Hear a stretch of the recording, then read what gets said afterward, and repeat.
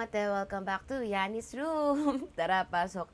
Feel at home. So, okay, ngayon na lang talaga ako nakabalik ulit sa kwarto ko. And, grabe.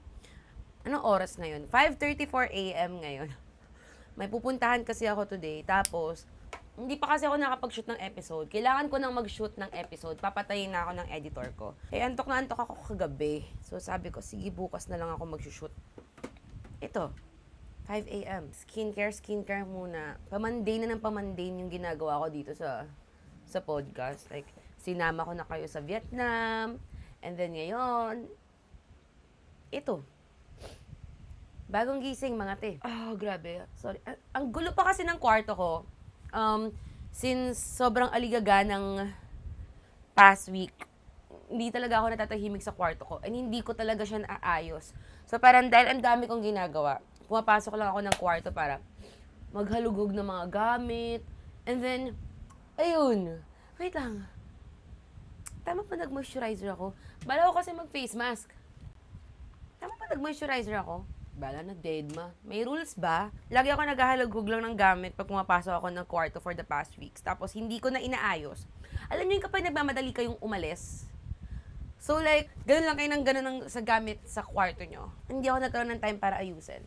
Kakauwi ko lang galing Hanoi. And then, dumiretso ako ng Mindoro. So, ngayon lang talaga ako natahimik sa bahay. Kaya dapat na ako mag-ayos talaga. Pero kasi, sobrang gulo niya, nakakahiya. Hindi ko if nakikita niyo siya. Basta, hindi rin ako nakatulog dito sa kwarto. Ang idadaldal ko today ay inspired from Emma Chamberlain. Okay. Para sa mga ilang beses ko na naman siya nababanggit dito. Favorite ko talaga si Emma Chamberlain. Lagi ako nakikinig ng podcast niya, Anything Goes with Emma Chamberlain. And hugely inspired ng podcast na yon yung Yanni's Room. Kasi wala long, nakaka-inspire siyang mag-yap. Parang kahit sobrang mga random na bagay na yayap niya. And then naisip ko, parang gusto ko rin nun for me. So inamats ko. Hindi ko rin alam if tama ba mag-face mask ako sa harap niyo. Hindi ba mangingintab yung mukha ko after nito? Deadma sa bashers. So, nag-upload kasi si Emma Chamberlain ng shorts sa YouTube. Yung parang snippet. And then, yung title is, I Just Don't Give Off Sexual Energy. Like, parang sinabi niya lang doon na throughout her life, nagre-rely lang talaga siya sa humor and personality niya. Which is, honestly, same. Okay. Lately, naninibago ako actually, pag may nagsasabi na crush nila ako. And honestly, hindi lang ninibago, nag-e-enjoy ako sa attention na yun, okay? Hindi ako conventionally attractive, okay? Like, hindi ako yung tipo ng, yung madami magkakrush sa'yo sa high school. Gets? Naku, ba't ko ba inaamats mag-face mask ngayong umaga? Yan kasi kagabi pa to eh. At saka ba't ako nag-face mask habang magpo-podcast? Wala lang. Para amats. Feeling ko pagsisihan ko to. O diba, parang kasama nyo lang talaga ako sa kwarto. Bago kayo magpatuloy sa podcast, if meron kayong face mask dyan sa bahay, maglagay din kayo. Para pare-parehas tayo face mask. Amats! Guys, kung mali yung paglalagay ko, pwedeng huwag nyo nang i-judge. Sabi nga ni Tavo Conyo, the best kind of business is mind your own business. Going back, nabanggit naman namin ni Kim dun sa episode namin, yung episode 2, na hindi ako conventionally attractive. Like, hindi ako sumikat nung high school because I'm pretty. Wala masyado nagkaka-crush sa akin nung high school. Like, hindi naman, kasi nga, hindi ako conventionally attractive. Hindi ako yung tipo ng, kapag nag-e-elect ng mga officers sa room, tapos muse na, hindi ako yung tinitigan ng mga classmates ko. Gets? Kasi may mga taong like, parang pagdating ng news, like, automatic, siya na yung titignan natin. Siya na yung titignan ng mga tao na, siya na lang yung news. Ganon. Hindi ko naranasan yun. Alam niyo yung kapag merong Mr. and Miss na contest sa school nyo, hindi ako yung isa sa mga tao na even, like, kino-consider na classmate ko na ipang laban doon sa compet na yun. Ganun levels. Like, doon nung elementary kasi ako, nabanggit ko rin ata dun sa episode, marami nagka-crush sa akin. Kasi yun nga, nagbago siya pagdating ng high school. Kasi, dumami na yung mga sobrang ganda. Gets mo ba? So, medyo nawala ako sa radar. So, yun, growing up, hindi ko naman talaga kino-consider yung sarili ko na attractive because hindi naman ako gustuhin ng mga tao. Ganon. Naniniwala kasi ako na yung paniniwala na attractive ka ay para siyang napoprogram. Kasi growing up, naniniwala ako talaga na ano lang ako, funny lang ako. So, alam nyo ba, like kapag nagpo-post ako, laging yun, nakwento ko rin to na laging nakawaki, laging nakaganon. Parang dahil hindi naman ako yung assigned na pretty girl, hindi ko na talaga in-embody or trinay or even within myself, nahihirapan akong paniwalaan na I am a pretty girl. Gets? Like, nahihirapan akong paniwalaan na I can be attractive to someone. Ayun. Okay. Fuck. Ayun. Naniniwala ako na I'm just funny and I'm just, like, may personality lang talaga ako. Oh my God, ngayon ko nga lang nako-consider na pwede kong magamit na attractive trait ko yung pagiging humorous. Kasi nung mga high school ako, feel ko, like yun yung mga time na sobrang baba talaga ng self-esteem ko. Kaya nga, again, nagkaroon ng mga internet love na pangyayari sa buhay ko kasi ang baba ng self-esteem ko. Lately ko lang din kasi ano ba to, na-appreciate sa sarili ko na, shit, pwede ko naman talaga magamit yung pagiging funny ko. Like, pwede ko siya makuha na panglande. Pero before, hindi ganon. Parang, yung pagiging funny, para lang siyang pang-compensate. Alam niyo yun? Para lang magkaroon ako ng role sa buhay ng mga tao. Like, sa friend group namin, ako na yung kukuha ng funny na person na role. Sa classroom, ako na yung kukuha ng clown na role. So, parang ganun lang. Lately ko lang siya nagagamit na parang yun nga, attractive trait na, hey, pwede ka magka-crush sa akin because funny ako. Going back to what I was saying, naniniwala talaga ako na yung pagiging naninibago ako kasi like lately lang ako nakaka-receive ng nagsasabi na Yani ang ganda mo or like Yani crush kita and I'm just a girl, okay? I'm just a girl. Amin ko. Na-enjoy ko yung attention and appreciation na yon because hindi ko naman yun nakukuha. Hindi ako sanay na makuha yun. Okay? Like parang what do you mean someone finds me attractive? What do you mean Damn, okay, wow. Thank you. What do you mean may nagka-crush na sa akin? Yung pagka-GGSS ko ngayon, hindi naman talaga ako ganito before. And even kasi right now, parang feeling ko, medyo joke ko lang minsan yung pagiging GGSS ko. Pero naniniwala ako maganda ako. Pero it took a while. It took a while para mapaniwalaan ko sa sarili ko na maganda ako. Gaya nung nilagay ni Emma Chamberlain sa shorts niya. Nung sinabi niya, I just don't give off sexual energy. Like same. I don't give off sexual energy. I just really don't give up yung parang, yung vibe na attractive and hot. Yeah. Sa ingay kong to, medyo malaking factor talaga na nagkaroon ng Yani Hatisu. Alam ko nabanggit ko rin to dun sa episode 2 namin ni Kim. Kasi, naging confident akong magka-crush and, well, lumandi medyo nung nagkaroon ng Yani Hatisu. Kasi feeling ko para siyang hindi bragging rights, pero alam mo yung, uy, ako sa Yani Hatisu, I am something. Ganon. Ba't ko ni-reveal yun? Pero, parang, hindi naman na kasi ako nagre-realize sa ganon. Like, lately, feeling ko nag-transcend yung, Feeling ko nag-go beyond na ako sa ganong thinking. Noong mga una-una ko lang yun na-experience. Kasi feeling ko, ngayon, like, feeling ko karamihan ng mga nagsasabi na crush nila ako nang galing sa Yani Hatisu. Nagigets nyo ba? Sorry if dinidescribe ko si Yani Hatisu as a separate entity, hindi.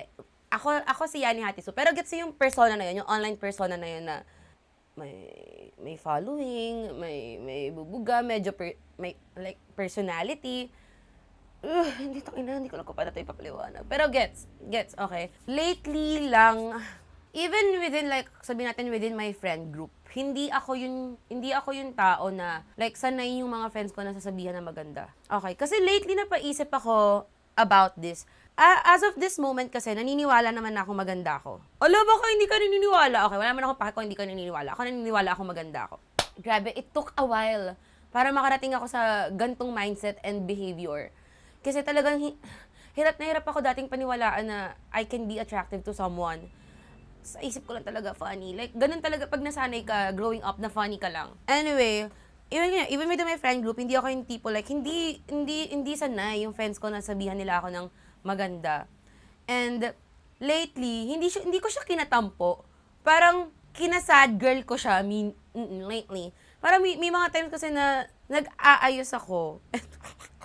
Okay, sorry. Alam mo, sana dito pakinggan ng friends ko. Pero like, may times na nag-aayos ako. And feeling ko lang na-observe ko lang na parang dun sa mga friends namin na like, mas conventionally attractive or masanay na nakikita namin as pretty. Kahit wala silang gawin, sinasabihan sila ng pretty. Na parang, not against that. Siyempre, gusto ko yun na ma-feel nila maganda sila kasi maganda sila. Pero alam mo yung parang, kahit anong effort ko, hindi may isip ng mga tropa ko na sabihan ako ng maganda. Kasi hindi nga naman nga kami sanay na ako yung assigned na alam niyo, hindi naman nga kami sanay na maganda ako sa grupo. Gets? Like, that's what I meant by feeling ko yung pagiging considered attractive sa mata ng mga tao at sa mata mo, sa sarili mong mata even, is programmed. Kasi, feeling ko, like, if hindi sanay yung mga tao sa paligid mo, and if hindi ka sanay na makita yung sarili mo as attractive, hindi mo talaga siya maiisip. And hindi talaga siya lalabas. Anyway, going back. Anong going back? Wala pala akong babalikan.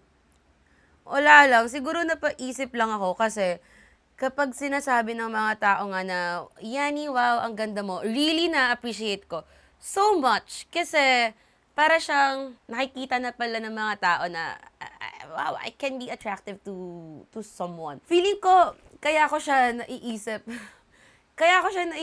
lately kasi parang sumasagi sa isip ko ngayon na parang, nakailang parang na ako. Parang, sumasagi sa isip ko recently na, paano kaya ako nape-perceive ng mga tao? Lalo na kapag nasa club, let's say. Or like, kapag nasa situation ako na I can flirt, ganon. Or like, naghahanap ako ng someone to flirt with. Like, sige, sabihin natin pag nasa club or basta nasa isang function. Ayan na lang, function. Kasi not necessarily club and not necessarily looking for someone to flirt with. Ang hirap naman nun. Nasa isang function ako. Like, paano kaya ako nape-perceive? As in, may mga tao kayang naiisip nila na, wow, ang attractive naman niya. Kasi, ako personally, may mga tao na kapag nakikita ko, naiisip ko, wow, ang attractive niya. Parang I wanna flirt with this person. Ganon. Naiisip kaya ng mga tao minsan sa akin yon na pag nakita nila ako, wow, I wanna flirt with this person. Okay. Sorry, singit ko lang to. Iko-call out ko na yung sarili ko. Alam ko na diniscuss ko nung episode 2 ata yun, episode 3 na ang weird ng mga taong nagtatry mag-flirt with me. Iba naman kasi yun, guys. Ibang situation yun. Kapag sa online yun, like yung mga taong ang weird na nakikipag-flirt sa'yo online, kahit online ka lang nila nakilala, okay? What I'm talking about is yung in an actual social interaction. Like, in person. Do people perceive me as attractive? Ayan. Okay. Pinut out there ko lang. Kasi ayokong mabenga for that. Kasi, okay, may mga times talaga na weird yung pag nagtatry makipag-flirt with you. But anyway, going back. Like, paano kaya ako nape-perceive ng mga tao? Like, nape-perceive ba ako ng mga tao as attractive and someone na they actually want to flirt with? Okay. Bukod kasi sa face, feeling ko, wala rin, gaya ng sabi ni Emma Chamberlain, parang wala rin talaga akong, feel ko hindi ako nag-give off ng vibe na, okay, gusto ko landiin tong taon to. Kasi nga, oh my God, lalo na if na-meet niyo ako in person, maingay talaga ako. Sobrang lakas ng boses ko, as in, and, like, hyper ako. For the love of God, hindi ko kaya maging mysterious girly pop. Right? Which I think is, feeling ko yun kasi yung energy that gives off, wow, gusto ko tong landiin. Like, yung pag mysterious ka, yung paano ba to? Yung nasa gilid ka, like, hindi ka sobrang kulit, hindi ka maligalig. Mysterious girly pop, parang hot girl vibe, yung ganon. Kasi sa looks, kaya namang i-makeup eh. Like, feel ko kaya yun. Pero yung vibe, parang hindi rin kasi ako ganon. Kasi nga, hindi ako sanay. Like, in a function, feeling ko ako yung, like, matik maligalig talaga. Parang yun yung palaging maingay, funny, malakas boses. Pag narinig mo na tong boses na to, alam mong si Yani. Ganon. Pwede ko na pala tanggalin. Grabe. Ang hirap magpaka-attractive. Hindi lang yung sa face. Kasi feeling ko mas madaling gawan ng paraan yung sa face. Kasi mas madaling mag-makeup, mas madaling mas madaling pagmukain yung sarili mo na maganda, ayusin mo lang talaga na maayos yung sarili mo. Pero yung vibe, feeling ko yun yung wala ako. And feeling ko, yun yung hindi ko alam paano i-build. And honestly, hindi ko naman tinatry. It's just that minsan naiisip ko lang, gusto ko maging ganon. Okay? Kasi happy naman ako. Happy naman ako sa pagiging hyper ko. Honestly, kasi hindi ko rin naman siya napipigilan. Hindi ko talaga mapigilan maging maligalig and maging maingay. Yung mga introvert, they hate to see me coming. Kasi, ingay talaga. Like, hindi ko mapigilan mag-funny-funny, hindi ko mapigilan mag-punchline. Kasi, wala. This is me, this is real. I'm exactly where I'm supposed to be now. Ganyan. So, I can only imagine na if makita ako ng isang stranger, alam ko, I just know na hindi nila may isip na parang gusto ko siyang landiin. Or baka ako lang yun. Feel ko lang, okay? And hindi ko kasi alam kung paano siya ginagawa ng ibang tao, okay? Hindi ko naman inaamats, pero para sa mga taong kaya maging mysterious and kaya maging pretty girly pop lang sa gilid, how do you guys do it? Okay, ang hirap din kasi niya. Feeling ko yung energy din na ina-exude ko ay, ito yung kapag nakita mo, may isip mo, wow, para ang saya niya maging tropa. Gets? Shit, paano ako makakakuha ng action pag ganun yung tingin sa akin ng mga tao? Ang weird naman nito i-disclose sa public. This is something na yun na dapat malaman. Pag kunyari, naisip ko lang, pag hook up, yung gantong vibe, yung gantong maingay and funny na vibe, wait, tinatry ko talaga maghanap ng word for it na like, decent pakinggan. Okay. Ang hirap ma-horny sa gantong vibe. Nasabi ko yung word na horny sa podcast na to. Fuck, ang OA. Matanda naman na ako. Pero para sa mga nakikinig na minor, I'm so sorry. Pero gets nyo yun? Hindi ito yung vibe na usually mata-turn on yung mga tao. Okay, ayun nga, yung sexual energy. Like, ang hirap mag-exude ng hot na vibe. Basically, ang sinasabi ko lang is, yung gantong energy, yung maingay and maligalig na energy, hindi ito yung energy na mata-turn on yung people. Like, may isip nila na wow, I kinda wanna do it with her. Ganon. Okay? My God, ang hirap kong sabihin. Nahirapan kasi akong sabihin, pwede ko naman sabihin na mahirap malibugan sa gantong vibe. Yun lang naman talaga yun, okay? Sorry sa word, pero kasi yun lang talaga yun. Ang hirap, even ako, dahil like sanay nga ako na, okay, ang energy ko is maingay and hyper. Nahihirapan ako na, kunyari, meron akong gustong, okay, may person na gusto kong attracted ako to. Gusto ko siyang, sabihin natin, I'm an adult. Sorry sa mga minor na ikinig nito. Pero, alam niyo, parang, okay, I kinda wanna do it with them. Them na lang. Okay, safe yun. I kinda wanna do it with them. Ganon. Nahihirapan akong pumorma. Like, nahihirapan akong mag-switch to... So, paano ko siya aakitin? Kasi nga, feeling ko, hindi ko siya branding. Branding? Like, hindi siya typical of me. Gets? Hindi ko na-program sa sarili ko na I am an attractive, pretty, hot person, mysterious girl pop, and I can flirt with this person. Grabe. Like, nahihirapan ako na, dahil sanay ako, in my mind, na hyper and funny ako, kapag need ko nang gumawa ng action, nahihirapan ako.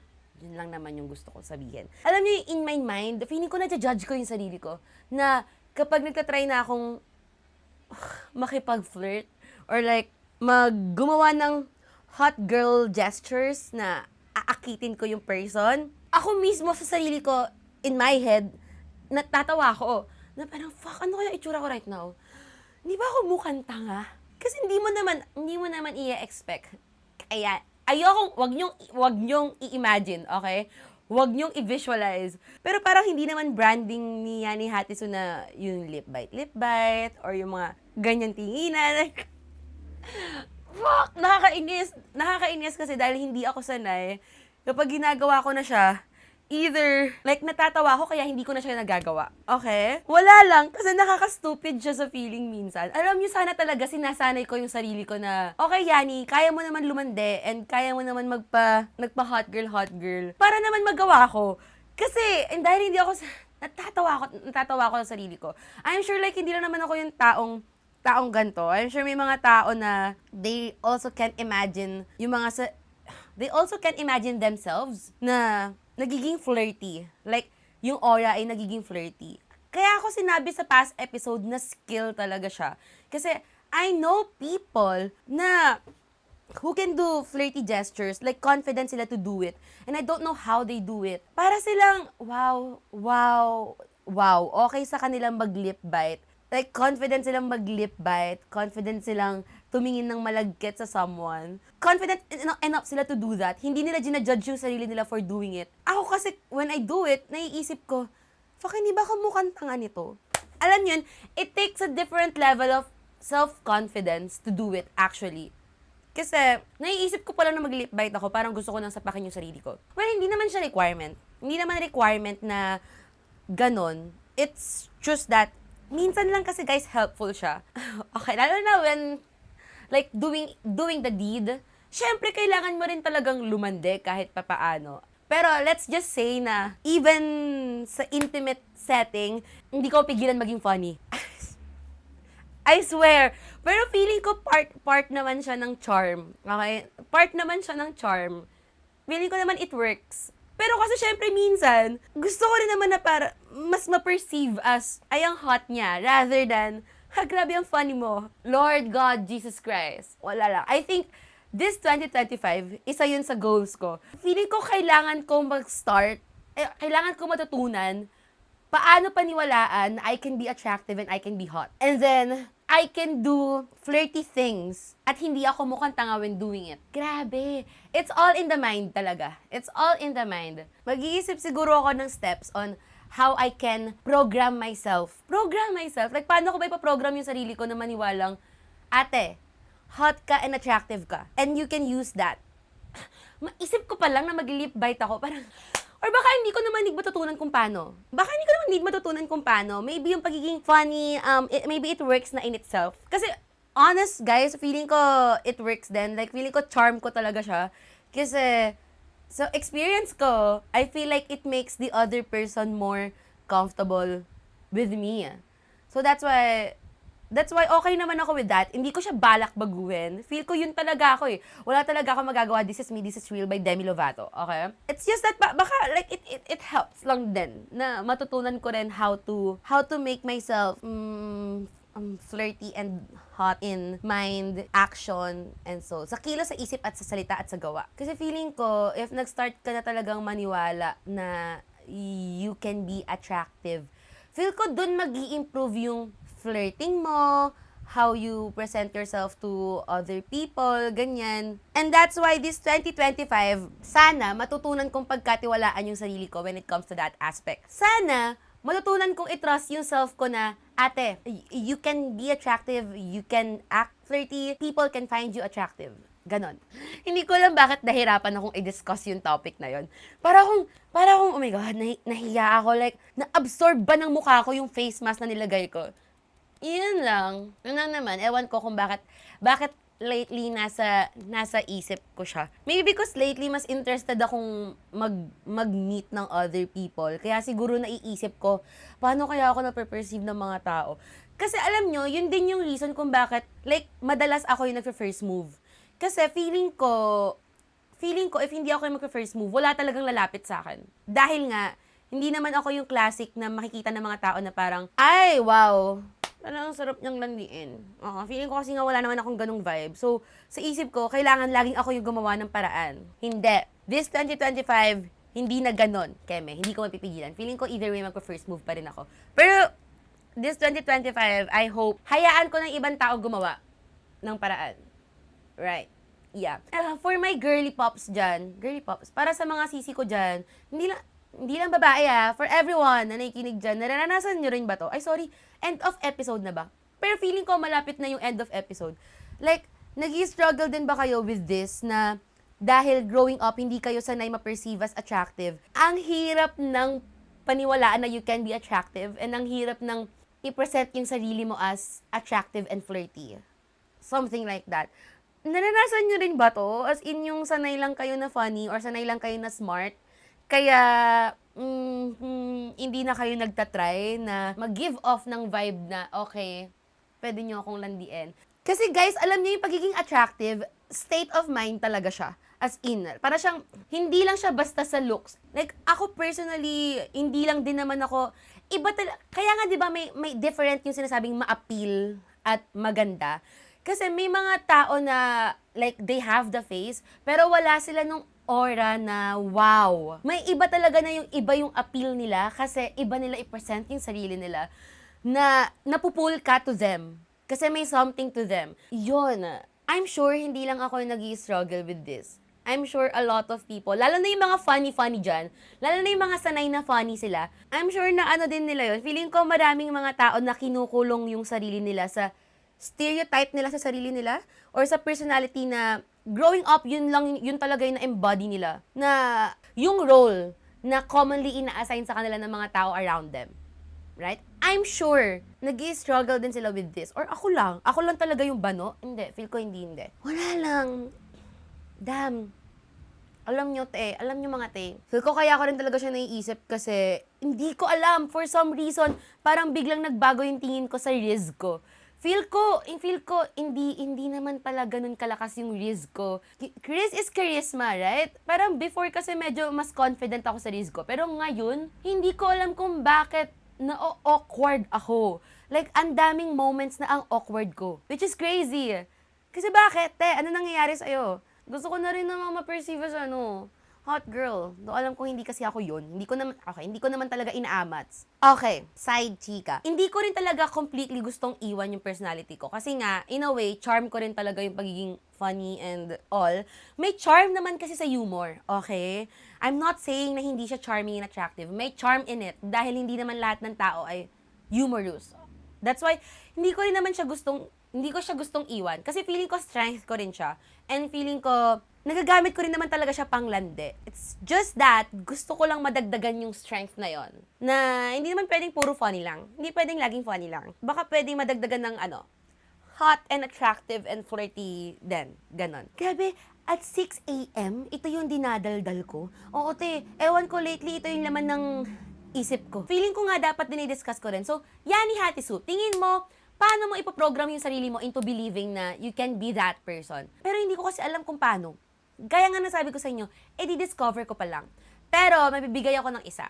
Para naman, sa next episode, sibigyan ko kayo ng update kung meron bang progress. Siguro, number 1 ay, ang hirap. See? Hindi ko alam. Sige, on top of my mind, ano kaya ang first action na gagawin ko? Siguro 2. Kasi yung feeling ko yung first na action na naisip ko, nagagawa ko na siya right now. Siguro 1 talaga, it starts within yourself. Wow. Kailangan mong matutong maniwala na attractive ka. Okay? Hindi attractive ang sinabi kong word. Kasi ayoko sabihin na ganto ka. Kasi, again, hindi nga lang naman sa face nagre-rely ang pagiging attractive. Okay? At saka mahirap atang gawan to ng parang, keme. You have, siguro it's important na you yourself, you feel good about yourself. You feel, sige, pretty. Ganyan. So, nakatulong din naman yung pag-ayos. Pero, I feel like sobrang laking bagay yung paniniwala na, okay, attractive ako. Some people will find me cute and pretty and handsome. Okay? Malaking bagay yun. Alam nyo, kaya nakakatulong din sa akin yung pagiging GGSS ko. Kasi nung naging GGSS ako, hoy, grabe hindi naman kasi serious na parang borderline narcissistic na yung pagiging GGSS ko. It's just that I really find myself pretty. And for me kasi importante yun. Kasi growing up, naniniwala akong hindi ako maganda. And nung nag-start akong maniwala na maganda ako, feeling ko na-exude ko siya sa ibang tao. Okay? Like, yung mga tao naniniwala na sila, ay, oo nga, no. Cute naman si Yani. Kasi nag-start ako maniwala sa sarili ko, na cute ako. Right? It helps talaga.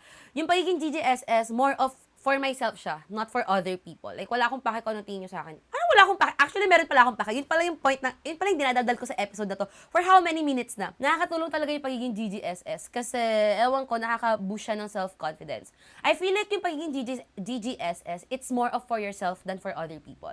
Anyway, yun ang feeling kong pinaka-importante. Step 1, yung maniwala na you are good-looking, maniwala na hindi ka mukhang tanga. Okay, it all starts within the belief system. The belief system. Feeling ko nag-i-start sa mindset talaga. Okay, sige. Mindset. Feel ko naman nabibuild ko na yon. Yeah, feel ko naman nabibuild ko na yon. Siguro yung second step, wala na akong other steps ha. Feel ko yung, pwedeng kayo na yung magbigay.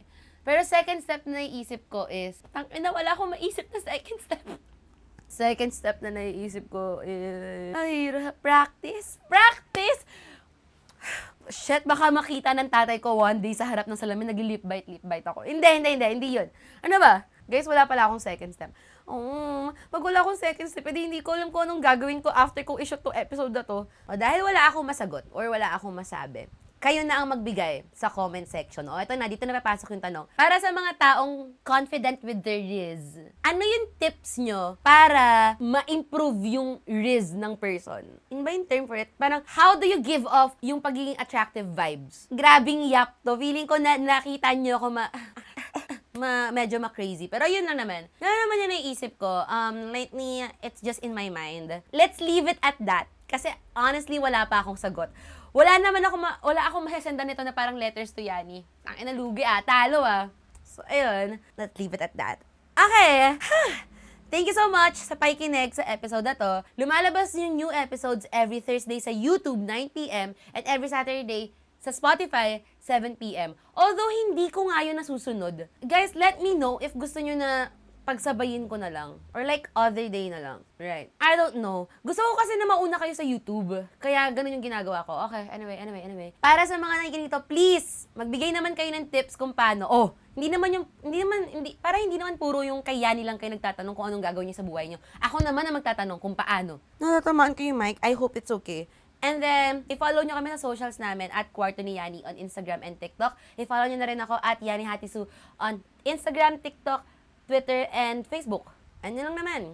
Hindi ba nabawasan yung charisma ko by talking about this? Hala, kapag nakita ng ibang tao na nag-worry ako about this, baka hindi nila makita yun as attractive. I don't know. Anyway, I don't care. Yun lang. Thank you for listening to this episode. Bye-bye.